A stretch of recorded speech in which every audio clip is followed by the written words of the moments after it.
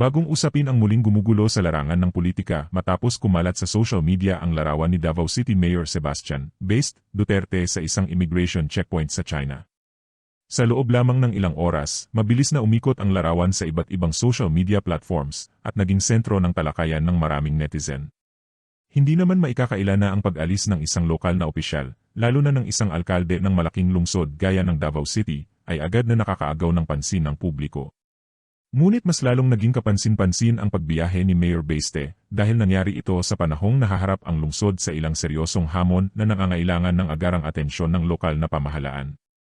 Isa sa mga pangunahing dahilan ng pag-aalala ng mga residente ay ang kamakailang malakas na lindol na yumanig sa Southern Philippines.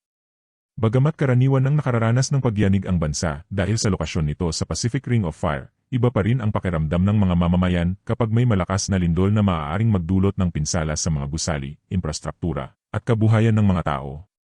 Sa panahon ng mga sakuna, natural lamang na hanapin ng mga mamamayan ang kanilang mga leader.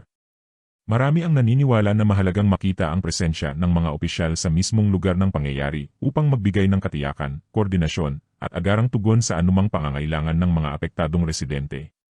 Kaya naman nang lumabas ang balitang nasa China si Mayor Baste, agad na lumitaw ang mga tanong mula sa publiko. May ilan na nagsasabing wala namang masama kung may personal o opisyal na lakad ang isang alkalde sa ibang bansa, lalo na kung maayos naman ang pagpapatuloy ng operasyon ng lokal na pamahalaan. Ngunit para sa iba, ang timing ng kanyang pag-alis ang pangunahing issue.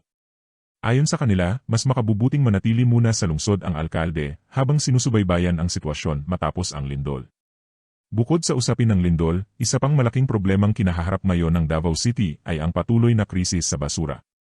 Matagal nang pinag-uusapan ang problema sa waste management sa lungsod, ngunit lalo itong naging sentro ng atensyon matapos ang pagsasara ng landfill sa New Carmen. Dahil sa pagsasara ng pasilidad, nagkaroon ng pangamba kung saan dadalhin ang ton-toneladang basura na araw-araw na nalilikom mula sa mga kabahayan, establishmento, pamilihan, at iba pang lugar sa lungsod. Ang epekto nito ay hindi lamang usapin ng kalinisan. Maaari rin itong makaapekto sa kalusugan ng publiko, turismo, kapaligiran, at maging sa pang-araw-araw na operasyon ng mga negosyo.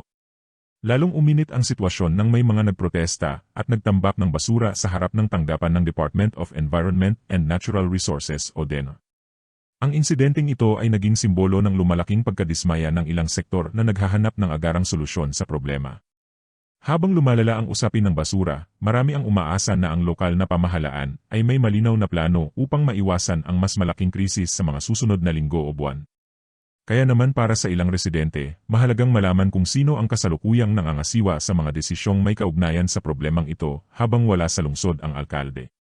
Sa kabilang banda, mayroon ding mga taga-suporta ng alkalde na nananawagan na huwag agad humusga.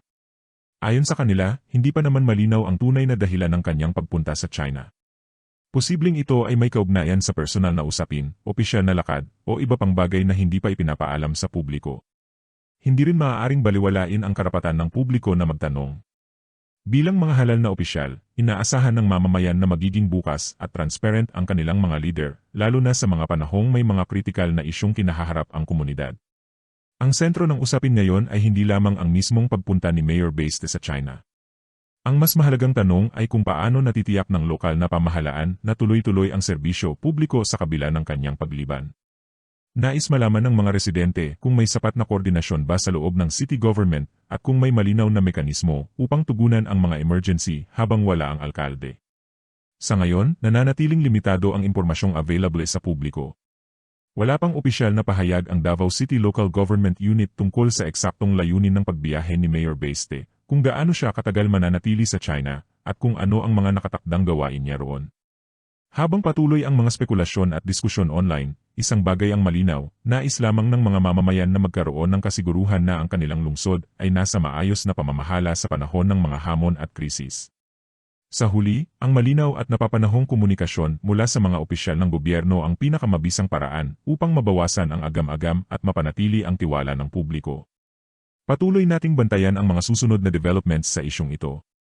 Sa oras na maglabas ng opisyal na pahayag ang kampo ni Mayor Sebastian Duterte o ang Davao City Local Government Unit, mas magkakaroon ng linaw kung ano nga ba ang tunay na dahilan ng kanyang pagpunta sa China at kung paano nito maaapektuhan ang pamamahala sa Davao City sa gitna ng mga kasalukuyang hamon na kinakaharap ng lungsod.